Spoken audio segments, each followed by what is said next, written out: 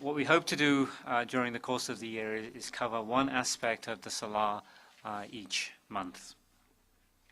The aspect that has been chosen for today is the timings of the prayer, as well as the number of rakat, or the number of units of prayer that one has to offer in each of the 5 daily prayers. So there are 2 handouts that have been distributed. One is a prayer timetable. This is the prayer timetable that's available at the Muslim Centre of Middlesex County in Piscataway for illustration. And I'm going to go through the prayer timetable really just to emphasize the timings of the prayer, when each prayer has to be offered, and really to also explain some differences one might see in different prayer timetables from different locations. So what you'll see in the handout is you have the days of the month on the left. You have the Hijri day, which is the day from the Islamic calendar.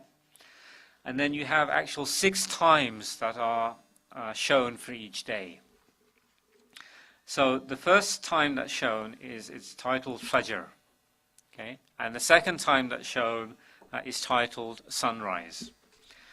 So the timing of the Fajr prayer, this is the first prayer of the day, and actually all of the 5 daily prayers, the timings are determined in relation to timings of the sun. So everything is based on the sun.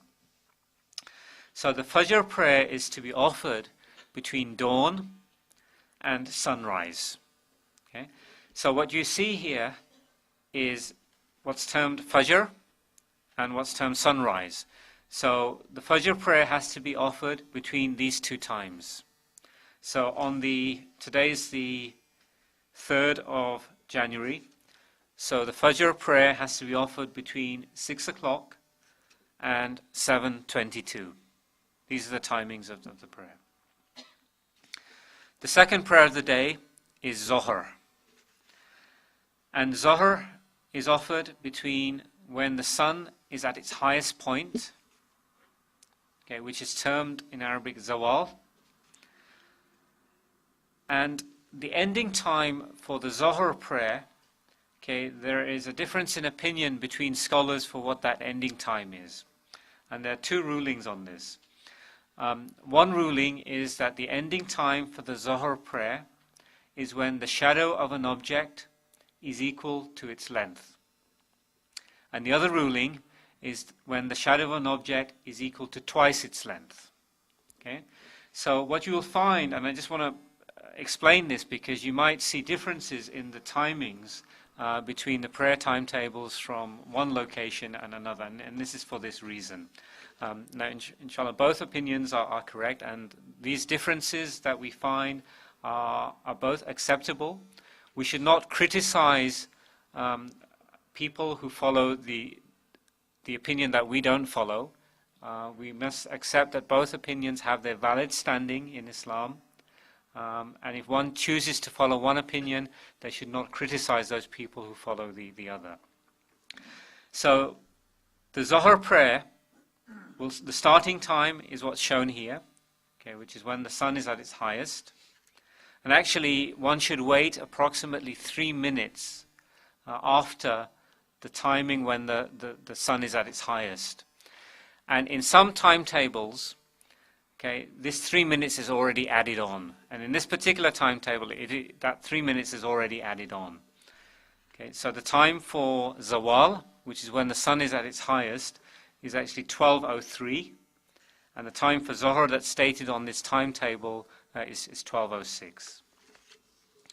So according to this timetable, the timings that are shown here for the end time for Zohr, okay, is when the shadow of an object is equal to twice its length. Okay, that's what's shown on this particular timetable. Okay. Now, for those people who follow the other opinion, okay, the shadow of an object equal to its length, the end time for Zohr will be approximately 30 or 45 minutes earlier. Okay, So just look out for that when you see the timetables.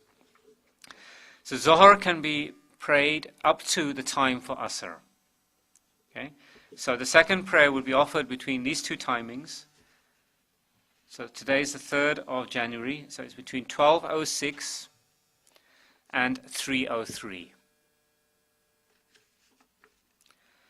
The Asr prayer, okay, the third prayer of the day, is offered from when the timing of Zohar ends, okay, until the sun sets. Okay? Now, one should be very vigilant in the timing for Asr, okay, because the Prophet Muhammad sallallahu alaihi wasallam has warned the believers of offering the prayer for Asr very late. Okay? And one should try to avoid the last 30 minutes, okay, in the time that's allowable for praying Asr. Okay, so Asr can be prayed right up to just before sunset. Okay, that is allowed. Okay? But even though it's allowed, one should try to pray at least 30 minutes before sunset. Okay? And the reason for this is that during the time of the Prophet Muhammad sallallahu alaihi wasallam, there were people who were hypocrites. Okay, there were Muslims. They claimed to be Muslims, but they did not practice Islam, and they would very much delay the Asr prayer in particular, right to the end. So the Prophet Muhammad sallallahu alaihi wasallam, he told the believers, don't be like the hypocrites.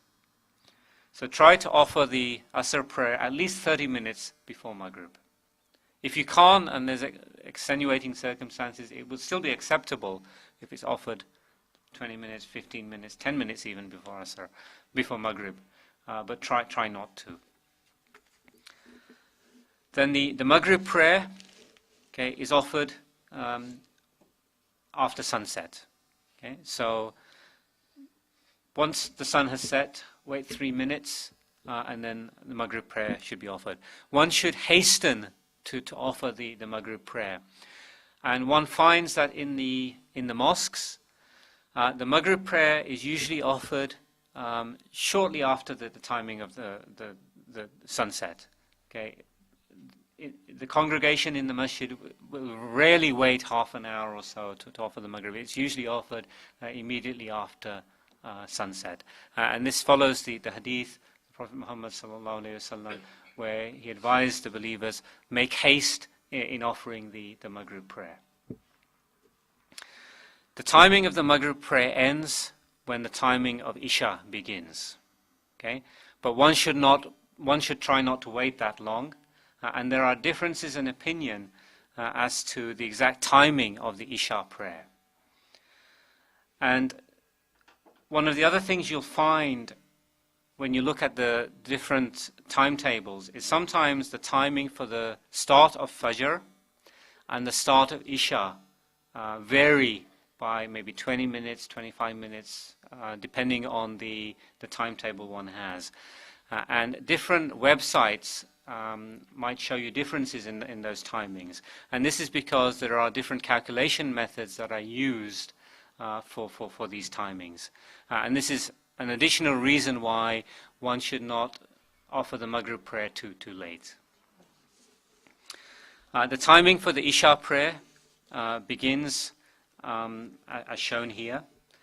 And the Isha prayer, according to many scholars, can be offered all the way up to the dawn. However, some scholars have said that the Isha prayer should be offered before the middle of the night, and some scholars have said it should be offered before 1/3 of the night has elapsed. Okay, so one should not make too much delay in offering the Isha prayer either.